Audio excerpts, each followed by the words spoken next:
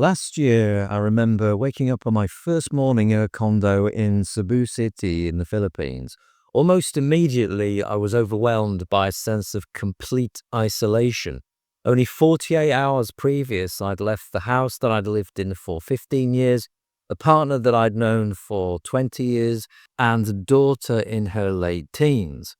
I didn't suddenly grab my bags and leave. It had been planned for around 3 years, and I had the full support of everyone. But nonetheless, the psychological adjustment of having to deal with the fact that I was in a completely different part of the world, totally alienated from everything that I'd ever known, everything that made me feel comfortable and safe.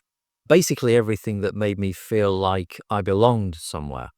All of a sudden, I didn't know anybody. I didn't know really how things worked. The same familiar routine of work, gym, shopping, home, and family life that I'd enjoyed for almost 2 decades. It literally felt like I was starting from scratch all over again. But this time, everything was completely alien to me. I didn't even know where to get clean water from. It's in that moment that you realize you're in survival mode, accompanied with a slight sense of panic. Now, in reality, you're in a place where there are shops, there are people like anywhere else in the world. But it's that sense, that complete sense of being in an unfamiliar setting that can be very sobering. In those moments that you are put to the test, you start to question, what the hell have I done? Living abroad, especially in what's perceived to be an exotic place, for example, a country in Asia, which is often romanticized with sunny beaches, exotic cuisine, palm trees, and white sandy beaches, stunning girls, and potentially a life of freedom. But beneath that glossy surface could be a complex emotional and psychological journey that can test the limits of who and what you really are. The psychology of an expat is shaped by constant transition, cultural displacement, and the pursuit of belonging in a foreign land. And while many expats can thrive in their new environment, the emotional toil can be very challenging and often under-acknowledged. Fortunately for me, within the first half hour of arriving at my condo residence, I by chance struck up conversation with a couple of American guys in the lobby area who seemed very friendly. And over the course of the following weeks and months, I would get to know them much better. Having one or two connections, just people to say hello to occasionally or have a quick chat with, can make all the difference. More often than not, you find that these people, wherever they're from, are in a similar situation to you and have probably been through many of the things that you've been through in life, whether it's divorce or financial issues or just wanting a change of life. Everybody has their own reasons as to why they have chosen to take a bold step into the unknown. Now, when an expat relocates, they leave behind their family, social fabric, longtime friends, family, colleagues, and even the barrister who knows their coffee order. That sudden loss of everyday connection can lead to profound feelings of isolation. In a country, essentially, where you don't understand the language, the customs, even basic gestures, and it can create a psychological barrier that potentially isolates you even further. Especially in the early months, expats may find themselves feeling like spectators in a world that's moving on without them, and the effects can be very real. My move to Asia was over 3 years in the making, and I dotted the I's and crossed the T's in virtually every area and aspect of the move that I could, from accommodation to immigration procedures, and learning all about the cultural differences. So a virtual part of myself had already been immersed in all things Asia for some time. However, there is an enormous difference between the planning and preparation and actually being there. One of the main issues that expats can be forced to deal with is being homesick and having a deep emotional ache for the comfort of the familiar. So, for example, an expat from Canada living in Vietnam might crave not just Tim Hortons coffee, but the emotional warmth of snowy days with family. This kind of thing can be triggered by smells, sounds, or even a fleeting memory. and it can be emotionally destabilizing. Adjusting to a new culture involves navigating unspoken rules and social codes. So, something as simple as making eye contact, or saying thank you, or refusing food can have very different meanings across different cultures. For example, an American in Japan might struggle with the indirect communication style that could lead to misunderstandings and frustration. And these constant mistakes or misfires could lead to a cultural shock, stress, and even confusion that could evolve into anxiety or withdrawal if not dealt with.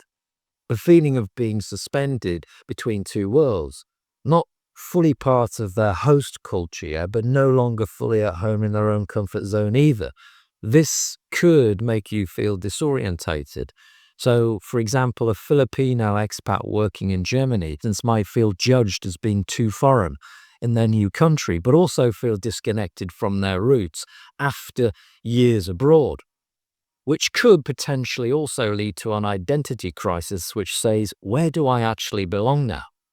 There may be financial and practical concerns where beneath the emotional challenges lie the logistical ones, such as finding suitable accommodation and understanding local tax laws, navigating visa renewals, and all of these tasks can be draining and add to the emotional stress. And if you're dealing with unfamiliar systems in a foreign language or opening up bank accounts, it could be very stressful. Research has shown that expats are more vulnerable to mental health issues, particularly depression and anxiety, as the constant having to adapt to everything, coupled with the potential isolation and homesickness, can take its toll on some expats as you try to fit in with the local community. Now, for myself, there have been many challenges and ups and downs over the past few months, but fortunately, nothing that I couldn't handle. On the one hand, I wanted to broaden my horizons and embrace the challenge of the unknown, where only one step beyond potentially is where all the good stuff lies on the other side of it. The achievements, the sense of fulfillment and accomplishment. The meeting of new friends and relationships, and also the resolving character can also come about because of that. The reality of knowing that you are not just 2 hours, but 2 days of grueling travel from home reinforces the fact that you really are ultimately on your own. Having said that, it's in those moments where you are forced to find yourself and grow and expand as a person. I can say that without a doubt. I've learned and experienced things that have contributed to making me a more worldly wise person. Being constantly thrown into unfamiliar surroundings and dealing with situations you could never have imagined strengthens and builds your character.